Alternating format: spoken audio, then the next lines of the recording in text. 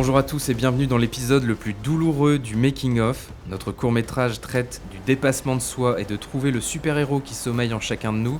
C'est aussi ce qu'on a cherché à vivre tout au long du projet. On va pas vous mentir, ça a été très addictif pour nous de tourner dans tous ces magnifiques décors bretons et avec l'aide de tous les talents qui ont rejoint l'aventure.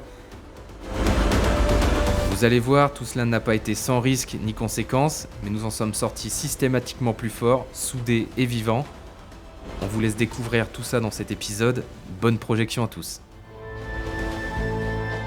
On voulait donner une impression de mystère pour l'intro du film, voir une voiture qui s'avance sans vraiment savoir ce qui va se passer.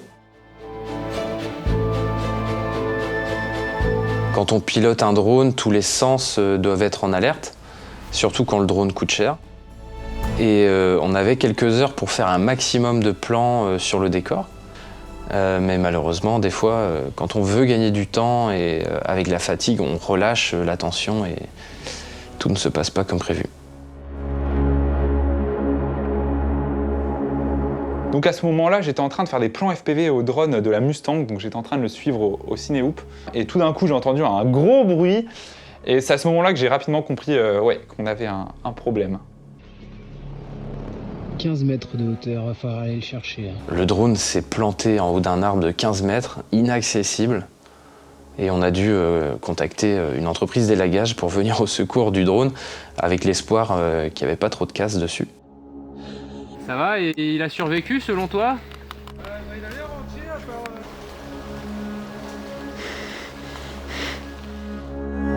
Je savais que j'étais sur une zone forestière avec un terrain privé, toutes les autorisations nécessaires et puis personne surtout autour. Donc il n'y avait pas de danger à part pour le drone en lui-même. Sauveteur de drone. C'est ça. Il faut sauver des champs. Hop là, merci.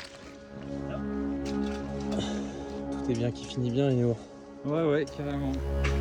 Sauvé, sain et sauf. On a eu pas mal de chance sur ce projet, mais forcément, c'est pas sans difficulté et tout ne s'est pas toujours déroulé sans encombre.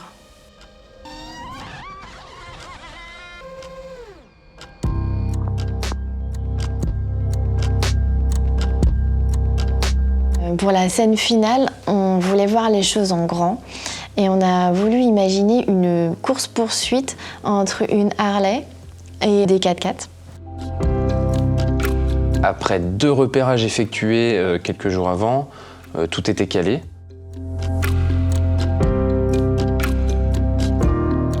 Franchement, ici, on est tranquille, on n'a pas besoin de fermer la route. Ça c'est trop bien là, on pourrait avoir des premiers plans là. Donc on a choisi le port de commerce de Lorient pour tourner cette scène pour des raisons esthétiques, mais aussi parce que ça nous offrait un lieu sécurisé dans le sens où c'était un lieu privé, fermé, assez vaste. Accès aux seules personnes autorisées d'une portuaire de sûreté. C'est vachement sécure quand même. Ok, let's go. Nous sommes venus à une quinzaine et 6 véhicules. Le tournage s'est très bien déroulé. Mais lorsqu'on est parti, qu'on est rentré, on a constaté que les 4 pneus de Yen étaient à plat.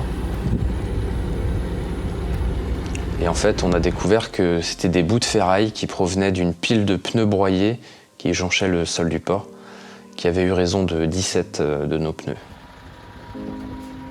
D'une scène totalement gratuite, on est passé à un budget pneus non négligeable, que les assurances refusent toujours d'ailleurs de nous rembourser.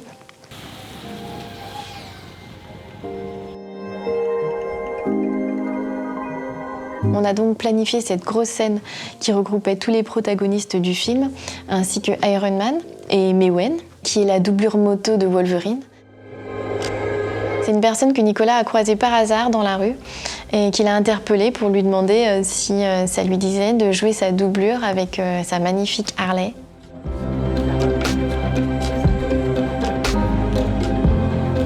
Tao a dû à plusieurs reprises dépasser ses peurs. En jouant Batman, il s'est retrouvé dans des situations où il devait totalement nous faire confiance en termes de sécurité.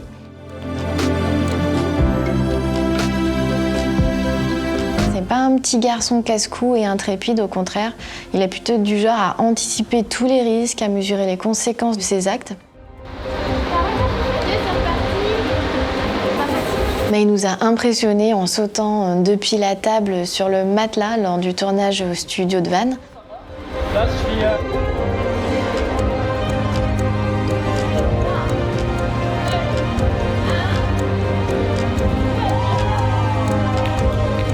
Quelle est ta scène préférée, Tao? C'était quand je sautais de l'immeuble.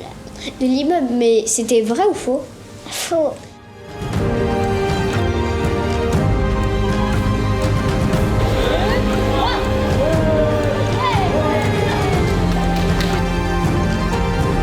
Il y avait un matelas qui était en bas et j'étais sur une table et je me laissais tomber. On a mis du vent avec pour faire plus réaliste. Et en fait, derrière, il y avait un paysage. Mais en fait, c'était un grand écran, comme une télé en fait, derrière.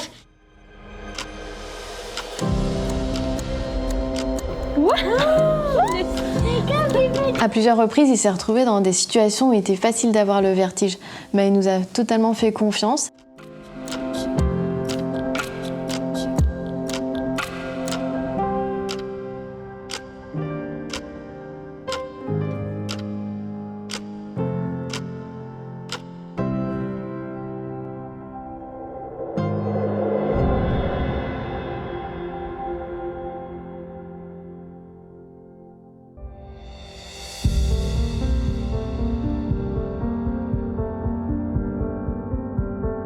Vaincre sa peur, c'est aussi quand on décide de tourner parmi les loups au refuge de Quatfur. On se disait qu'un décor de forêt avec des loups, c'était inévitable pour une scène de Wolverine. Alors mon métier, on va dire que là actuellement je suis un peu le responsable et le cofondateur du refuge. On travaille depuis un peu plus de 16 ans sur le loup et depuis 11 ans on a une partie cervidée.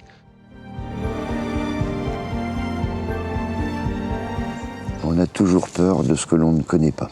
C'est pour ça qu'il faut étudier. Parce que du coup, quand on comprend les choses, petit à petit, on se dit non, en fait, quand ils sont pas méchants, ils sont pas agressifs. Il peut vivre sans manger combien de jours? La météo est un élément très très très important. Le tout est de les rassasier un petit peu, tout en gardant un certain rythme sauvage. Donc les centres de soins, quand ils ont des soucis avec des animaux qu'ils ne peuvent pas relâcher, ils font appel à des refuges. Will nous a fait la surprise de nous faire entrer dans l'enclos parmi les loups. Et on s'est retrouvés tous les trois, donc moi sur le dolmen, Liane à la caméra, et puis Lilan qui faisait du making-of. Et Tao, lui, prudent comme il est, il a préféré rester en dehors avec mon père. Ma mère a profité de nous aider pour faire un peu quelques images de making-of depuis l'extérieur aussi.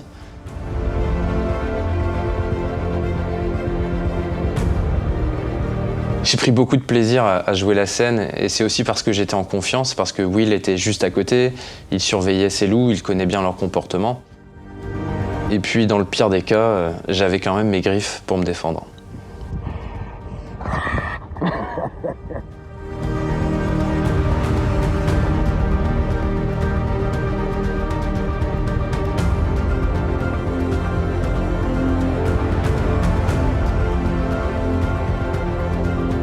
Ayant étalé les tournages sur une année complète, on a dû tourner par tous les temps.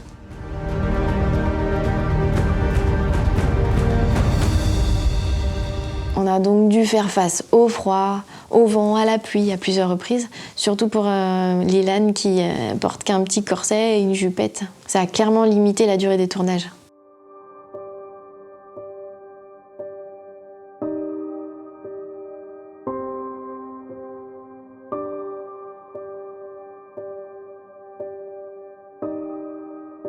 Les tournages au Frac de Rennes et au Mabulais avaient été programmés à l'avance et on ne pouvait pas les déplacer facilement. Et les 2 jours qu'on avait choisis ont été les jours les plus chauds de l'été. On a commencé à 8h30 du matin, on a été sur les gros pylônes là. J'étais sur une petite plateforme à 5 mètres de haut à peu près et là il y avait du vent. Et quand je suis redescendu, j'étais content. J'étais enlever tout le stress là, d'avoir peur de pas réussir ou la peur de tomber quoi.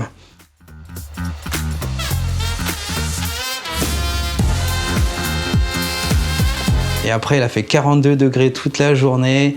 Il n'y avait presque pas d'air. Je suis resté en costume jusqu'à 18h là. Et on a tourné avec Lilan la scène de combat au lasso et à la hallebarde. Ça, c'était trop cool.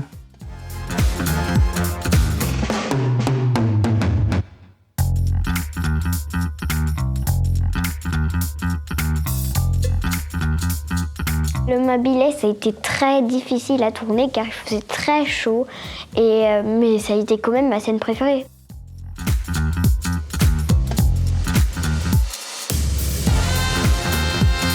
J'ai vraiment aimé le lasso et les combats. Dans mon jardin, j'ai appris plein de techniques avec mon tonton, plein de combats et de coups de pied, enfin plein d'astuces. 2 fois, 3 fois, avance ton pied, bam. C'est pas tous les jours qu'on se bat avec un samouraï, avec plein de techniques de combat et de lasso, et j'ai vraiment bien aimé. Ça s'est bien passé, Lilan elle a assuré, c'était fatigant pour elle, on pouvait plus à la fin. Et il était temps que ça s'arrête parce que j'ai failli tomber dans les pommes et faire un malaise à 18h, là il a fallu qu'on m'arrache tout d'un coup. Non, c'était pas bien, mais c'était super.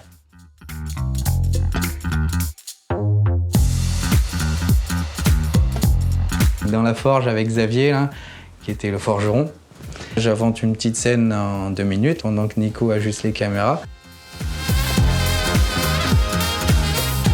Et puis une fois que c'est parti, il me dit flamboyant ou crépitant. Je sais pas, crépitant. Et puis quand j'envoie le truc, mais ça brûle de partout, il y a des trucs qui s'enflamment de partout. J'ai fallu lui cramer la tête, quoi. Et on a regardé à la caméra, c'était parfait. On a dit c'est bon, on la refait pas celle-là. Et là, il n'y avait pas d'effets spéciaux là.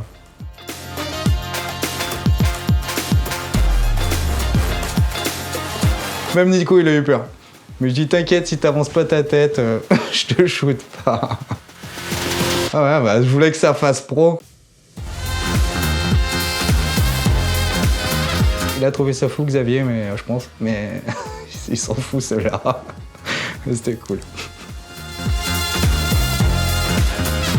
Se dépasser, c'est aussi apprendre de nouvelles choses et de ne pas rester dans ce qu'on sait faire, accepter de repartir de zéro. Ça ouvre de nouvelles perspectives.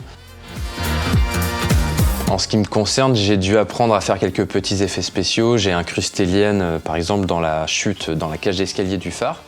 Et j'ai aussi... Un grand merci à tous d'avoir suivi cet épisode jusqu'au bout. N'hésitez pas à soutenir l'association avec un like, un partage ou un commentaire. Et pour ceux qui voudraient aller plus loin, vous pouvez faire un don à l'association en suivant le lien qui est dans la description de la vidéo. Abonnez-vous pour ne rien rater des coulisses de cette incroyable aventure humaine. Nous publions un nouvel épisode de Making of par semaine dans lequel on vous fait découvrir les coulisses du tournage, les décors et les partenaires du projet. Car tu n'es pas seul à souffrir. Pour nous soutenir ou pour faire découvrir la Bretagne autrement à votre entourage, vous pouvez partager le court-métrage et le making-of autour de vous. Merci à tous et à bientôt.